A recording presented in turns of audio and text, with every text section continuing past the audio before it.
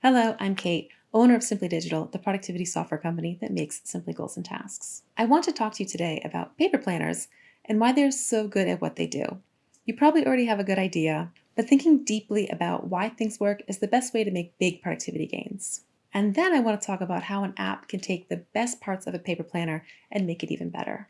What differentiates Simply Goals and Tasks the most from other task managers is how it schedules tasks, a method I call flexible scheduling.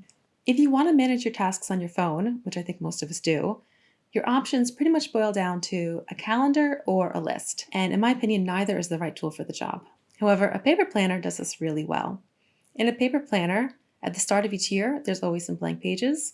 And then at the start of each month, there's the typical calendar view, followed by some space for tasks you want to get done this month. Personally, I use this space for noting down tasks like booking my holiday travel, which I want to do sometime in September, but it doesn't matter when in September. I'll decide more exactly when the time comes.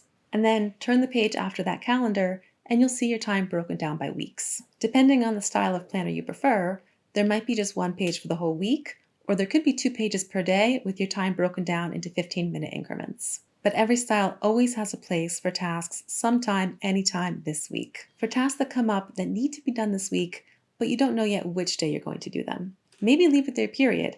Having it on your weekly planner might be enough for you to remember to get it done when you have a chance. Personally, right before each week starts, I like to move those tasks into specific days. I'm more likely to get it done when it's on a specific day's to-do list. For some people, week is good enough, and for some people, setting an exact time is how they work best. But I don't like to move week tasks into specific days too soon. I could talk about this for an hour, but if my to-do list is filled with an overwhelming amount of tasks and none of them actually have to be done today, then I'm much more likely to procrastinate. I need my to-do list for the day to be only tasks that actually have to be done that day. And I don't mean because there's a deadline. As a grown-up, I don't have a lot of deadlines in my life. But even without someone else imposing a deadline on me, I know that everything on my to-do list for today, if I don't get it done by tonight, it either won't get done, or something I wanted to do tomorrow won't get done, I'll eventually have to pay.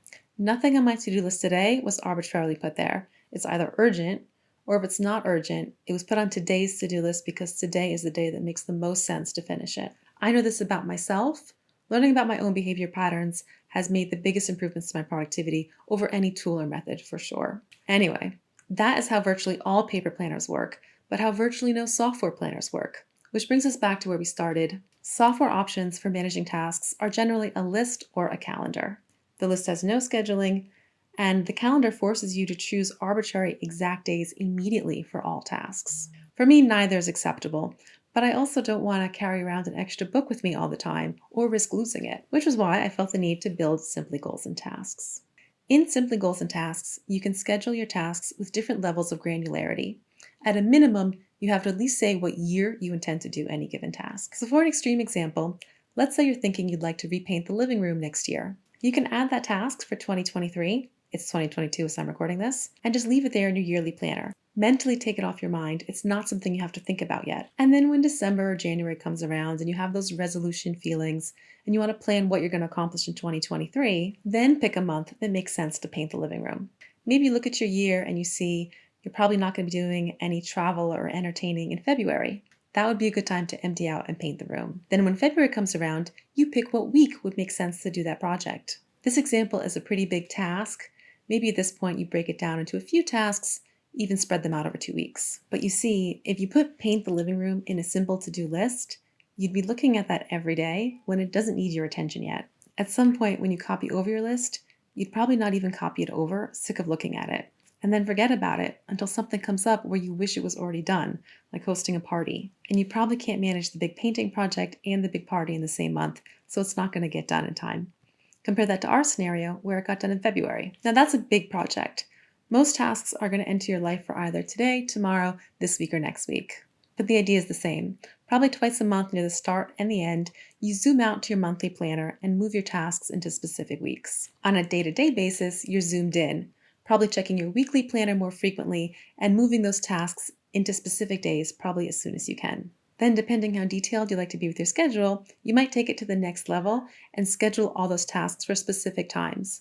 In that case, you probably want the daily planner to be your default view, and you're following that plan as you execute on it. This is why I call scheduling with different levels of granularity, like a paper planner, flexible scheduling. The time when a task gets done is inherently flexible. Sometimes they need to be done at an exact date and time, but very often they just need to be done this week. That's what makes it a task and not an event. Productivity gurus that tell you you have to schedule all your tasks in order to be productive are right. You need to have a schedule, have a plan to accomplish everything you want to accomplish. But if your tools are forcing you to pick meaningless, arbitrary deadlines that you're going to change anyway later, I would argue that's not having a plan at all. Having an agenda that accurately represents all your obligations is so critical to staying organized and knowing how busy you are.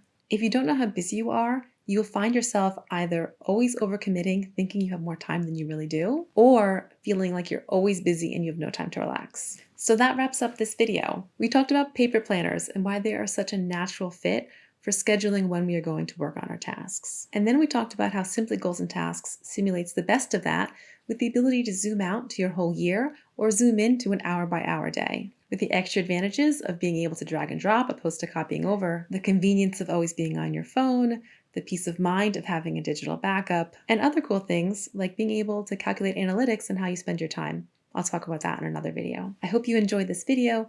I'll be replying to comments below if you have any comments or questions, and I hope to see you again for the next one.